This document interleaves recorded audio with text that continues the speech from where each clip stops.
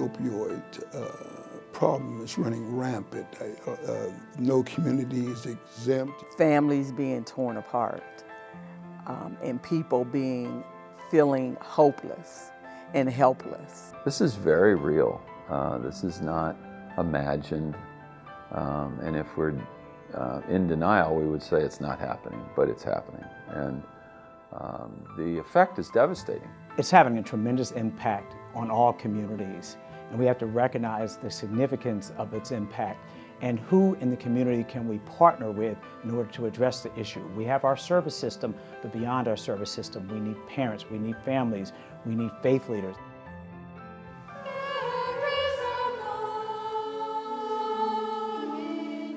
There isn't a day that goes by when there's not folks coming to our door in need of help, in need of support.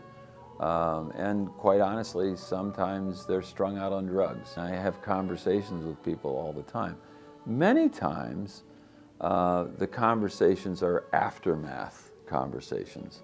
I have lost my son. I have lost my daughter. Pray especially for the 34 people who died of drug overdoses during the past week. In one case, a family very, very close to me has lost 6 family members over the course of many years. So I deal with survivors, and I deal with how do you get through and the effect that this has on those that don't die. We got to talk about this stuff. I mean, whether from the pulpit or in teen groups, as I've done, many times or in public forums, you got to start talking, first of all, and you've got to be real with people, and then you've got to start listening.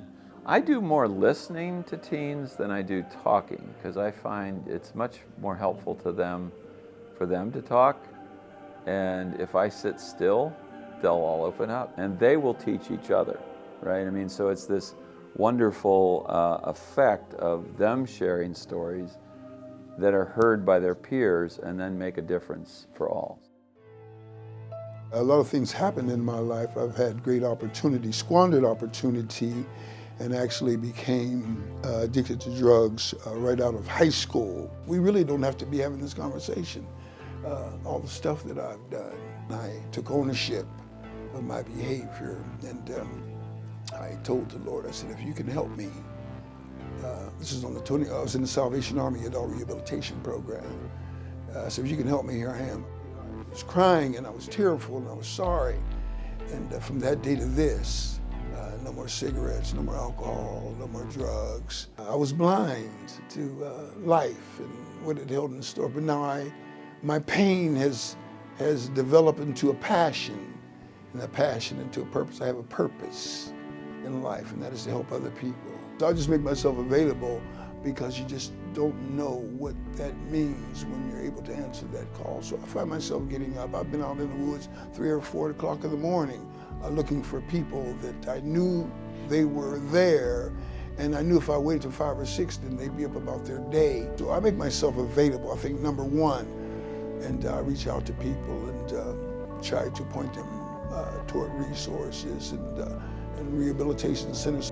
I would advise faith leaders to continue to preach the gospel, to lift up the name of Jesus in their congregation, and to love on people, to make themselves available. But I think the most important thing that a faith leader can do is to ensure not only the safety, but the hope that a person can come out of this situation. Well, I really answered a call on my life to preach the gospel. I was caught up in addiction, just drugs in general.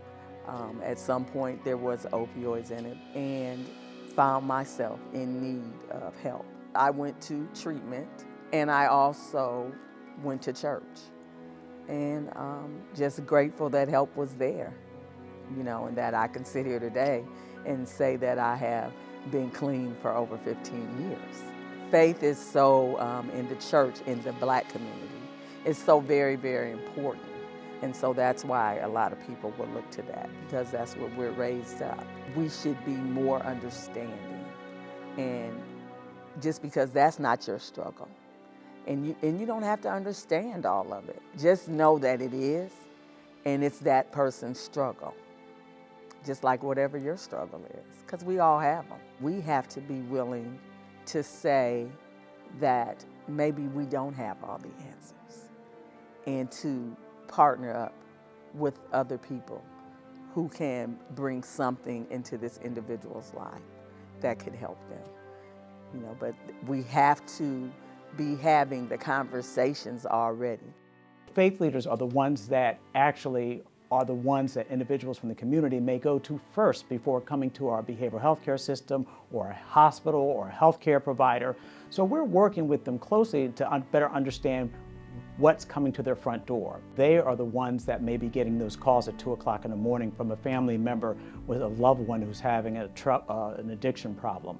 They also are the ones that are on the weekends on call. So a lot of them are addressing the issues and dealing with the issues, but again, they have to have the resources and supports to be able to address the issues, know where to send someone when they need help. We've worked with immigrant refugee communities and gone out and talked to a couple of the imams. We've worked with temple leads. We've also worked with traditional churches that we find here in Central Ohio. As faith leaders, you're the guiding light. You're the trusted resource for many in our community. We have to value what you bring to this community as a partner in our work in behavioral health care.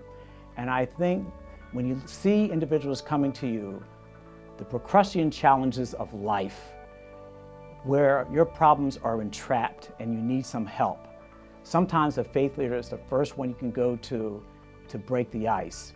But then at that time, that's when we can come in and provide them the support they need to encourage individuals to get the help that they need from whatever source they need to find that assistance from. I have a deep, deep, deep appreciation for the community at large, the community of Columbus, for all that they're doing to continue to press forward with this campaign of Denial Ohio. I think there are a couple of pioneers that are out there doing a lot of this work. Some have been doing it for many years on the front lines. Those are the ones that we want.